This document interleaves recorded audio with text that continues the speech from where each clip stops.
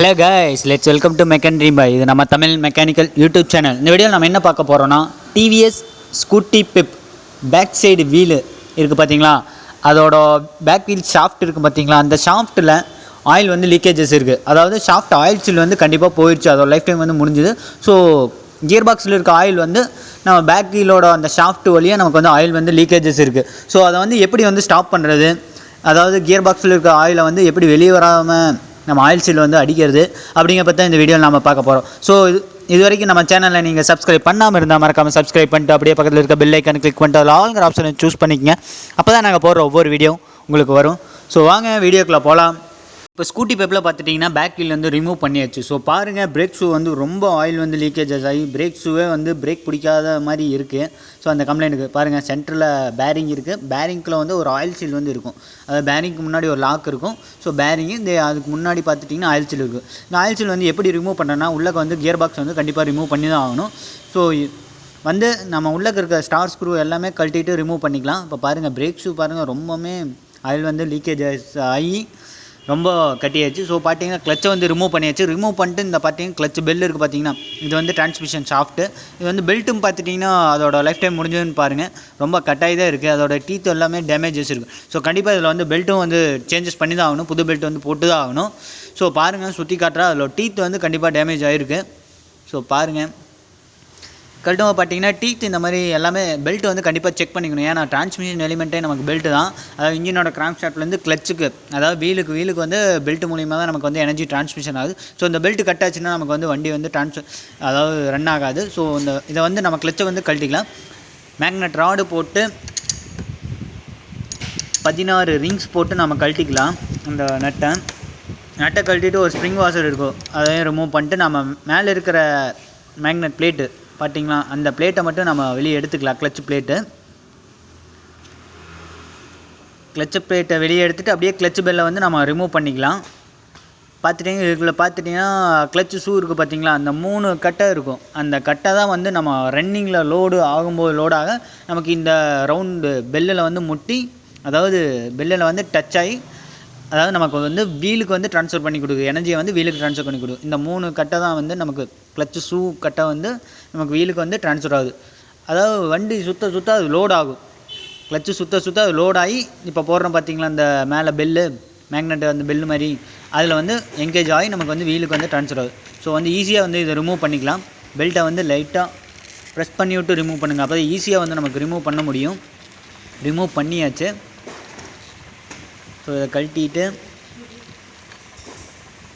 Clutch பெல்லை வந்து நம்ம க்ளீன் பண்ணி போட்டுக்கலாம். அதுக்குள்ளே ஒரு சின்ன பின் பேரிங் இருக்கும். கண்டிப்பாக அது வந்து கண்டிப்பாக நீங்கள் எப்போ கிளச்சு கழட்டினாலும் அந்த பேரிங் வந்து செக் பண்ணி ஆகணும். ஸோ பேரிங் வந்து டேமேஜ் இருந்தால் கண்டிப்பாக பேரிங் வந்து சேஞ்சஸ் பண்ணிக்கலாம். அப்படி இல்லைன்னா நீங்கள் கிரீஸ் வந்து கண்டிப்பாக வச்சு போட்டாகணும். ஸோ இந்த வந்து பார்த்திங்கன்னா பெல்ட் வந்து ட்ரான்ஸ்ஃபர் ஆகும்போது அந்த 2வது புள்ளி இருக்குது பார்த்திங்கன்னா, அது வந்து ஃப்ரண்ட்டு கிளச்சு சைடு என்கேஜ் ஆகி தான் நமக்கு வந்து டிரான்ஸ்மிஷனே இருக்குது. இப்போ மேலே இருக்க இதையும் வந்து ரிமூவ் பண்ணிக்கலாம். பேக்கிங் ரிமூவ் பண்ணிட்டு நம்ம வந்து கிளச்சு கியர் பாக்ஸ் வந்து கழட்டிக்கலாம். இப்போ பார்த்தீங்கன்னா இந்த ஷாஃப்ட்லேயும் ஆயில் சீல் இருக்கும். கண்டிப்பாக இந்த ஆயில் சீல்லையும் பார்த்தீங்கன்னா ஆயில் வந்து லீக்கேஜஸ் இருக்குது. ஸோ இந்த ஆயில் சீலும் வந்து நம்ம ரீப்ளேஸ்மெண்ட் பண்ணணும், வேறு வந்து போடுற மாதிரி இருக்கும். ஸோ இந்த சுற்றி இருக்க ரவுண்டில் இருக்க ஸ்டார் ஸ்க்ரூ எல்லாமே கழட்டிட்டு நம்ம வந்து என்ன ப்ராப்ளம், அதாவது ஆயில் சீல் வந்து டேமேஜஸ் இருக்கா அப்படிங்கிறத செக் பண்ணிட்டு புது ஆயில் சீல் வந்து லோட் பண்ணிக்கலாம். இப்போ வந்து ஸ்டார் ஸ்க்ரூவெல்லாம் கழட்டியாச்சு. பேக்கிங்கும் எடுத்துக்கலாம். பேக்கிங் வந்து கண்டிப்பாக புதுசாக போட்டாகணும், பழசே போட முடியாது. ஏன்னா பேக்கிங் வந்து டேமேஜஸ் ஆகிருக்கும். ஸோ பேஸ்ட்டு போட்டு புது பேக்கிங் போடுற மாதிரி தான் இருக்கும். இல்லைன்னா வந்து இதுலேயும் வந்து ஆயில் லீக்கேஜஸ் வந்து இருக்கும். ஸோ கேர்ஃபுல்லாக வந்து ரிமூவ் பண்ணுங்கள்.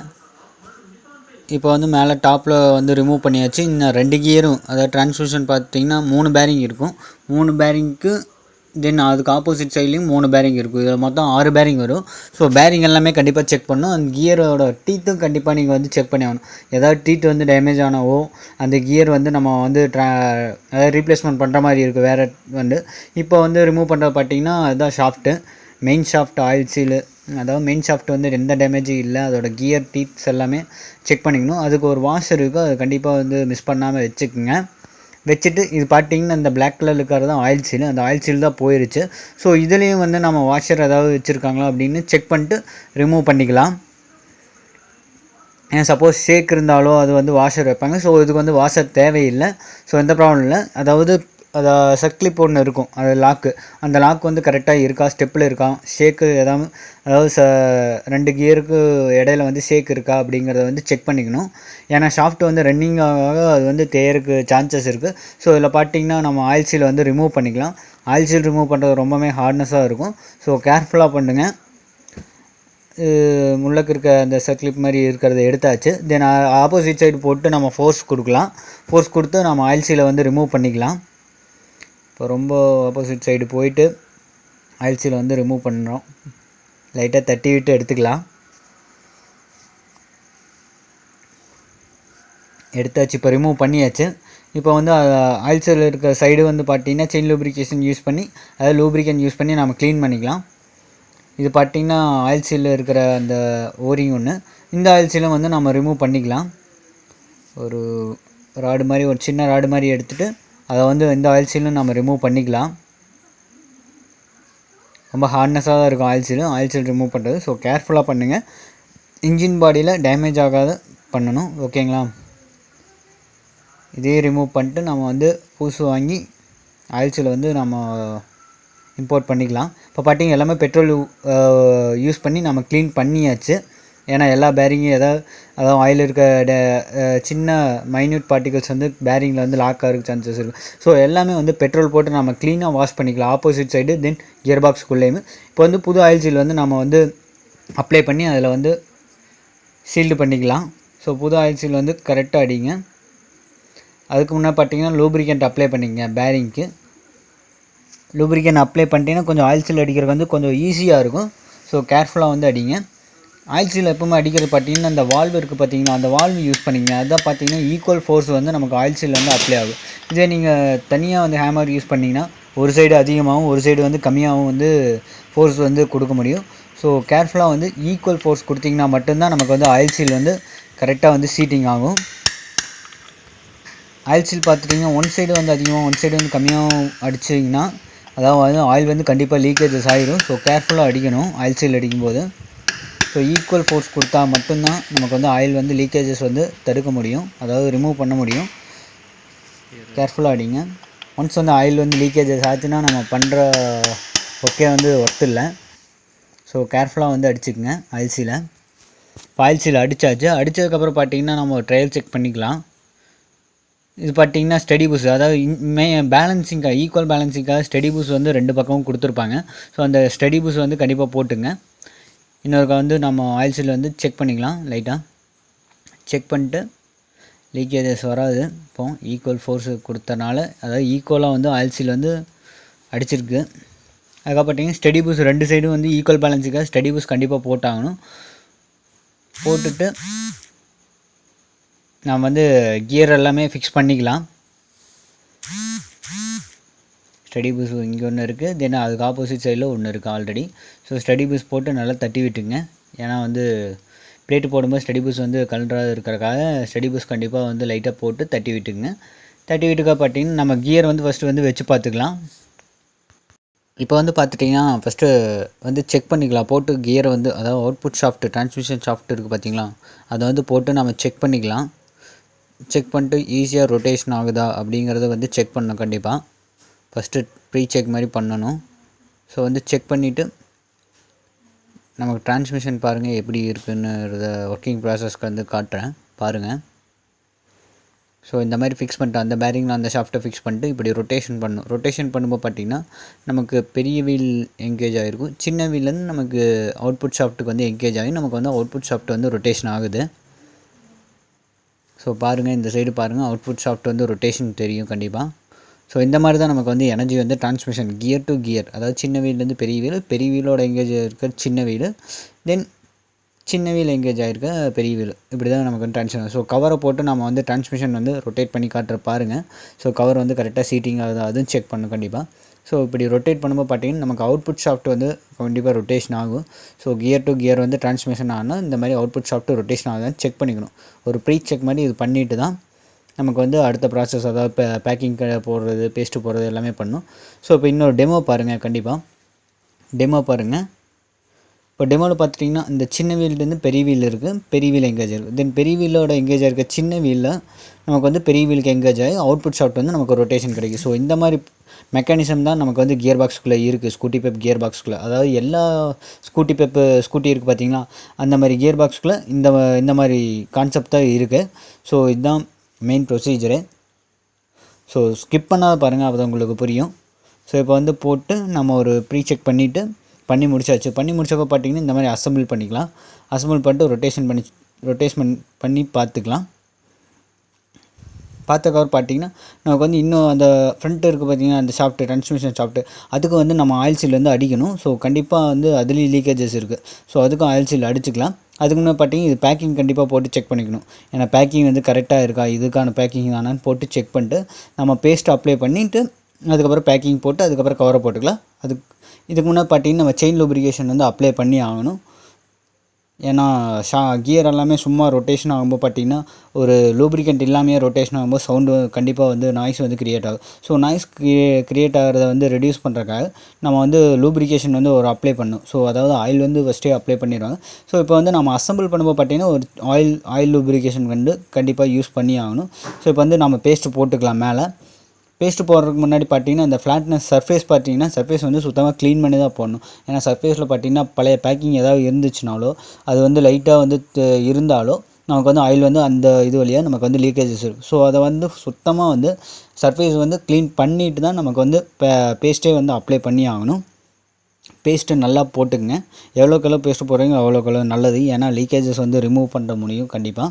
ஸோ இதுக்கு மேலே வந்து பேக்கிங் போட்டு நம்ம அசம்பிள் பண்ணிக்கலாம். ஸோ பேஸ்ட்டு வந்து நல்லா வந்து போட்டுக்குங்க எல்லா பக்கமும். இன்ஜினோட சர்ஃபேஸ் இருக்குது பார்த்திங்கன்னா, அந்த சர்ஃபேஸ் ஃபுல்லாகவே போட்டுக்கணும். தென் ஸ்டடி பூஸ்ட் பக்கத்துலேயுமே பேஸ்ட் வந்து போட்டுக்கணும் கண்டிப்பாக. பேஸ்ட்டு ஃபுல்லாக போட்டுட்டு நம்ம வந்து பேக்கிங் போட்டுக்கலாம்.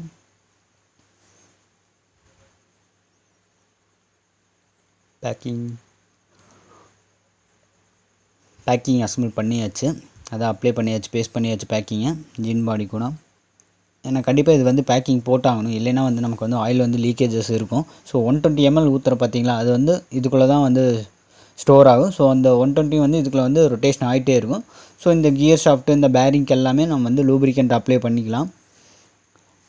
இதுக்கு வந்து பார்த்திங்கன்னா நம்ம ஆயில் சீல் வந்து கண்டிப்பாக யூஸ் பண்ணி ஆகணும் இந்த ஷாஃப்ட்டுக்கு. ஸோ இந்த ஷாஃப்ட்டுக்கு சுத்தமாக வந்து அதை பேஸ்ட்டு வந்து போட்டிருக்காங்க ஆல்ரெடி. ஸோ அந்த பேஸ்ட் எல்லாமே க்ளீன் பண்ணிட்டு நம்ம ஆயில் சீல் வந்து இம்போர்ட் பண்ணிக்கலாம். ஆயில் சீல் வந்து அதாவது இந்த பேஸ்ட் இருந்துச்சுன்னா நமக்கு வந்து ஆயில் சீல் வந்து கரெக்டாக இம்போர்ட் ஆகாது. ஸோ பேஸ்ட் எல்லாமே கண்டிப்பாக ரிமூவ் பண்ணிக்கணும். ஸோ எந்த டஸ்ட்டாக இருந்தாலுமே நம்ம வந்து ரிமூவ் பண்ணிவிட்டு தான் ஆயில் சீலே இம்போர்ட் பண்ணி ஆகணும். இல்லைனா வந்து நமக்கு அந்த ஆயில் சீலில் பார்த்துட்டிங்கன்னா லைட்டாக கேப் இருந்தால் கூட, பேஸ்ட்டு கேப் இருந்தால் கூட நமக்கு வந்து ஆயில் வந்து லீக்கேஜஸ் ஆகிறதுக்கு சான்சஸ் இருக்குது. ஸோ கேர்ஃபுல்லாக வந்து ரிமூவ் பண்ணிவிட்டு நம்ம ஆயில் சீல் வந்து அடிச்சுக்கலாம். ஆயில் சீல் அடிக்கும்போது கேர்ஃபுல்லாக அடிங்க. அதாவது ஒரு சைடு வந்து அதிகமாக ஒரு சைடு வந்து மேலே இருந்தால் வந்து நமக்கு கண்டிப்பாக ஆயில் வந்து லீக்கேஜஸ் வரும்.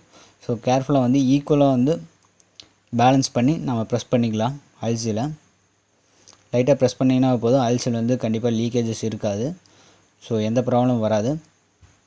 ரொம்ப போட்டு தட்டினீங்கன்னா பார்த்தீங்கன்னா அதோட ஆயில் சீலோட சாஃப்ட்டு கூட இருக்க ஆயில் சீல் பக்கத்தில் இருக்க நியர்பை இருக்க ஆயில் சீல் பார்த்தீங்கன்னா டேமேஜஸ் ஆகிறதுக்கு சான்சஸ் இருக்குது ரொம்ப தட்டினீங்கன்னா. ஸோ தட்டாமல் லைட்டாக ப்ரெஸ் பண்ணி விட்டாவே போதும், லீக்கேஜஸ் வந்து இருக்காது.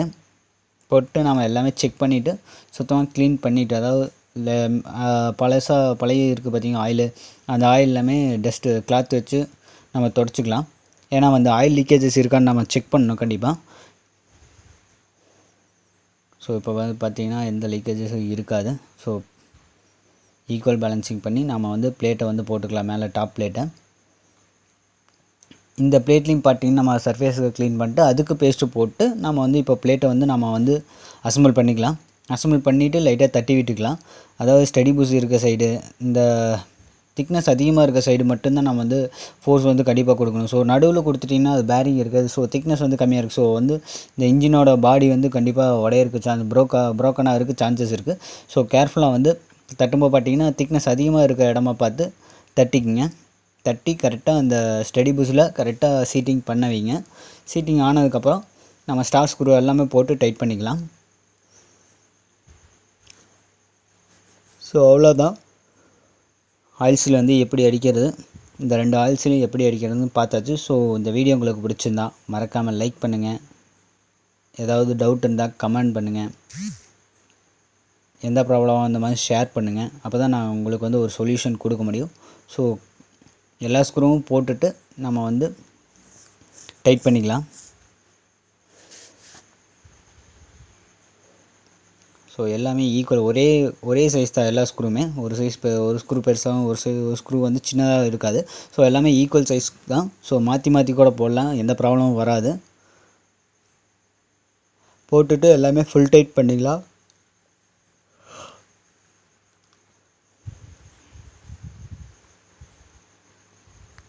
ஃபுல் டைட் பண்ணிவிட்டு எல்லா ஸ்க்ரூவும் ஃபுல் டைட் பண்ணிட்டு ஆஸ் யூஷுவல் நம்ம கிளச்சை வந்து அசம்பிள் பண்ணிட்டு வண்டியை வந்து ஸ்டார்ட் பண்ணி காட்டுறேன். ஸோ எந்த லீக்கேஜஸ் இருக்காது பாருங்கள்.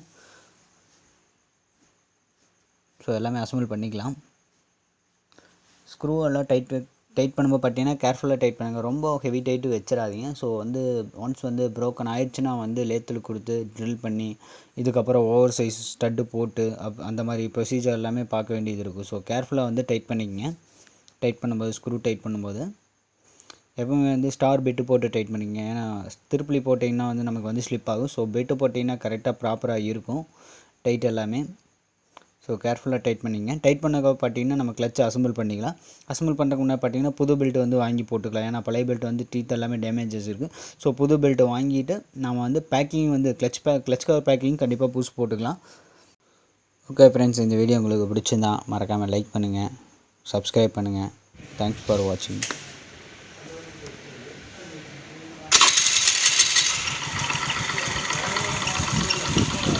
ஓகே, எந்த ப்ராப்ளம் இல்லை.